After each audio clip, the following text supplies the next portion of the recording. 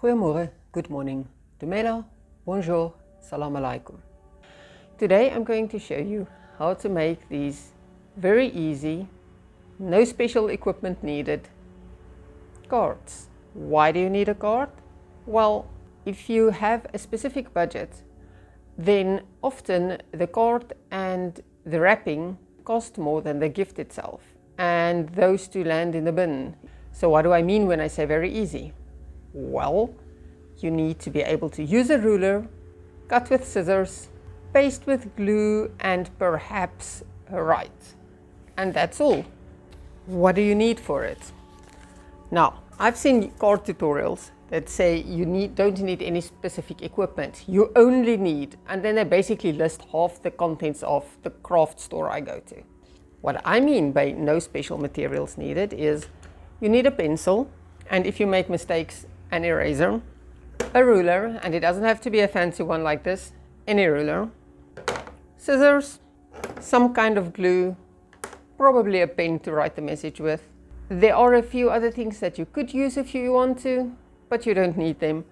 The only and the most important part is to have double-sided, so there's printing on both sides, cardboard. I don't know if these are available in the rest of the world or if it's a South African thing. Maybe that's a South African thing, but I absolutely love these. And since they're Syco Delic board, I'm calling these Syco Delic cards.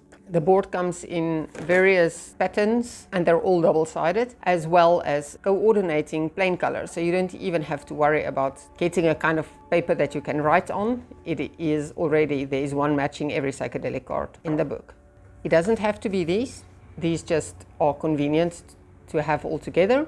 It can be any double-sided cardboard, but then you'll need some other paper. These happen to be A4 size as well. This is the most specialized part of being able to make the cards. Oops, I forgot. I always forget something. You also need a blunt something to make score marks with. If you're a crafter, you might have one of these scoring tools. Anything blunt would work. If you have a dry ballpoint pen that you are very sure doesn't make any marks anymore, it will have the same round tip as one of these scoring tools. You can also use the backside of a clean paper clip. Please make sure it's clean.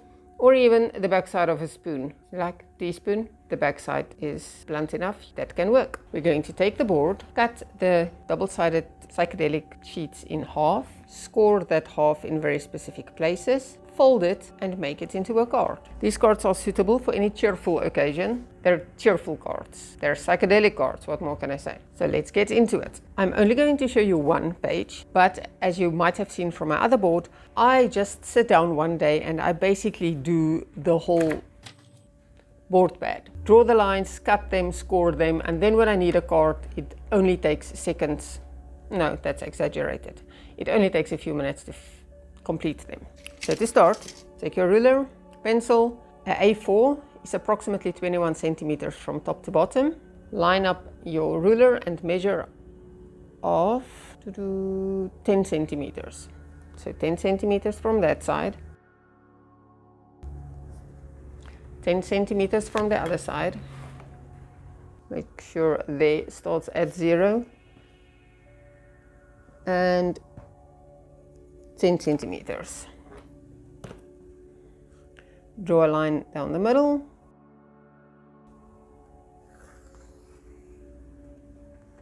We are going to cut that, but before we cut, we're going to do the scoring so that we can score once, cut once, and have two cards. So for the scoring, once again, start from the edge. Make sure the ruler is lined up to the 30 mark. Then make a mark at 20 centimeters. Another mark at 10 centimeters. The last section will be slightly less than that, but it's okay. There's a reason for it, and it needs to be. Then, on the other side of the paper, make sure the ruler lines up with a sheet on 30, make a mark at 20 centimeters and 10 centimeters. Now place your ruler at this 20 centimeters marks, score. I don't want the score line to go through to the cardboard below, so I'm gonna The idea of the scoring is to draw a line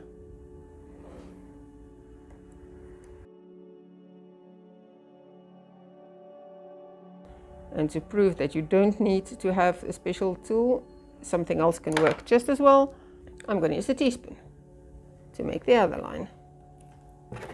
There it is. There's the score line. There's the mark and there's the score line going down. So next we will cut along this pencil line so that we can have 2 cards. So down this middle line, cut. Of course you can tear off the cardboard sheet if you want to. I like to keep them in the cardboard pad because then the other one can stay there until I need it and I don't have to worry later where it is. That was part 1. Now, next up, decide which color of whatever is on the psychedelic thing is the one that you would want to use to write on. So I thought this one would need a light color. I'm gonna go with that. On this piece, measure of 9 centimeters. Okay, and while I'm at it, I'm also going to make a mark at 18. At the opposite end, do the same. Of course, if you have the fancy equipment with like paper cutters with measurements, by all means use them. I don't. I do it the old manual way. Since we want them to be 9 centimeters square, line up, measure 9 centimeters back and another 9 centimeters back, and also draw the line at the same time. Do the same with the other one. Okay, 9 away from there is there, 9 away from there is there. Draw the line and then also draw this line so that you have 9 by 9 centimeters squares.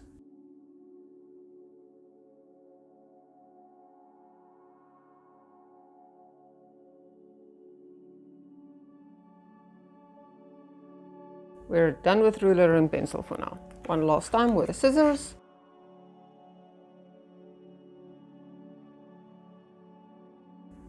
Decide which side you want to be the front of the card. So there where the scores were made, fold it. If you have a bone folder, this kind of thing, it flattens the edge of the card. And if you don't have one, when you bend the cardstock, it will automatically kind of bend there where you've made the score mark. That's the point of the score marks. If you don't have a bone folder, just use your fingers. That would make a straight, neat edge. So remember when we measured this one for the scoring, I said the one side will be slightly smaller than the others. The reason for that is when you fold it over, there's no risk of it clashing against the fold of this one. It has enough space here so that two don't get in each other's way. So there we have a trifold card. Now we need to put something up here, and that is the reason for the 9 by 9 squares, because you can put them in the center of the card with words and things in the front. If you have a secondary wordy message, like the outside can say, congratulations, and the inside can say, on getting so old, or whatever. And then, yeah, you can have your personal message. How do you decorate this? Well, I promised you that you don't need special equipment. Take note though, that on the one side of the card will be maybe your pencil marks. So make sure those go on the glue side. So that side is the clean side. Also, I suggest doing the writing first. So if you make some major mistake, then you can cut out another one. You don't want to make the mistake after you've glued it on. What shall we make this card? Yeah, I like thank you cards. We'll just stick with thank you.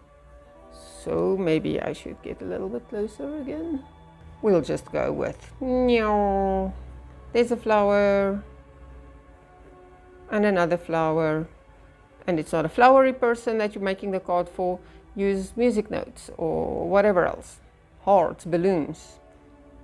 This is now a flower card. And we'll go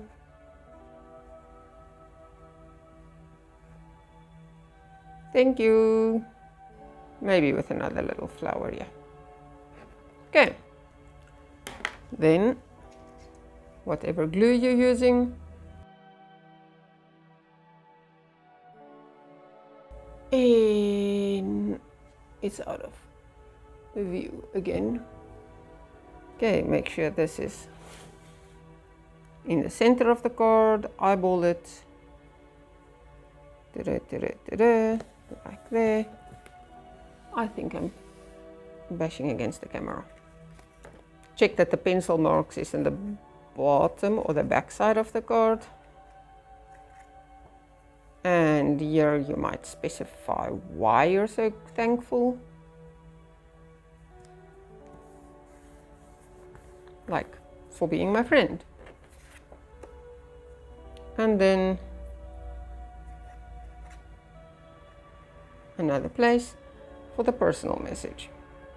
These also work great if you want to insert the gift card. Okay, there's this one, very plain and simple. I did also tell you that you can use a lot of other things if you have them around. And so I'm going to show you a few options. Maybe you have some stickers around.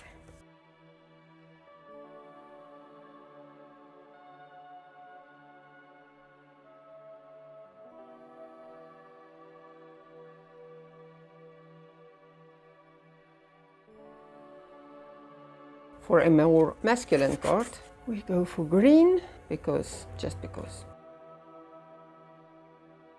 There is a random collection of nuts. Also, about the writing, you do get like sticker sheets with the most common, like congratulations and thank you, the most often used greetings.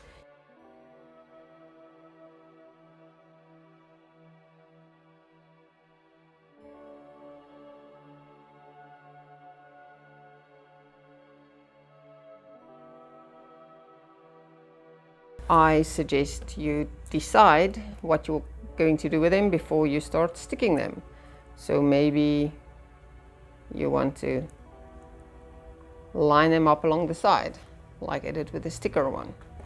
Maybe instead of a straight line, you want to do like a zigzaggy line. Or how about, let's make a circle. Ta-da, ta-da, ta-da. Yep. Do I have enough for a circle? That is circly enough.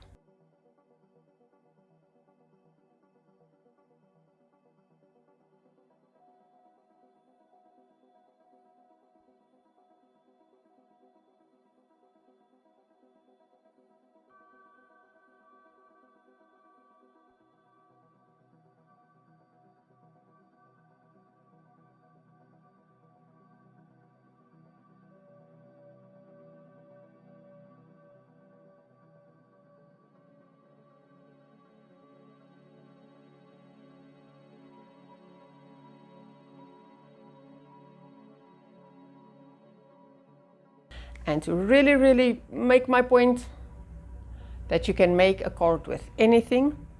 Maybe you don't have anything else, but you're eating watermelon. Well, guess what? You can make a card with watermelon pips. See? Except these aren't fresh ones. I saved them. And since the gluing would take so very long, I have started already.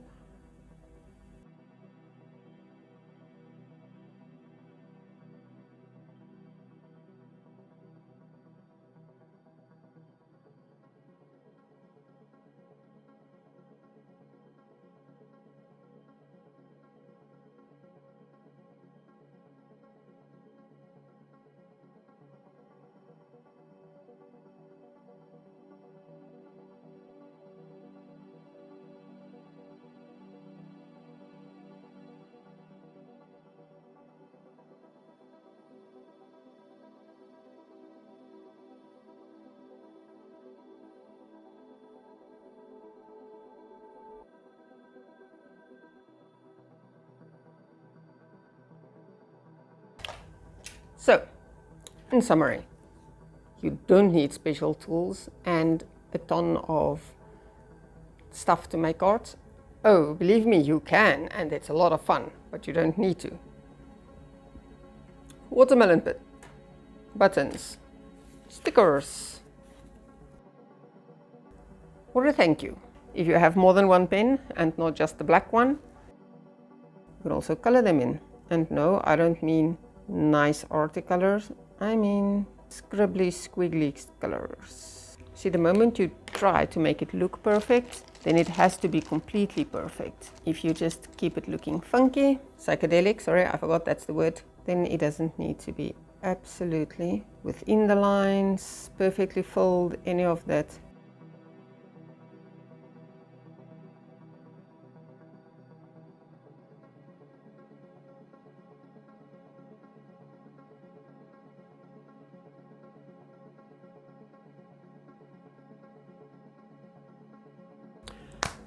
And there you have it.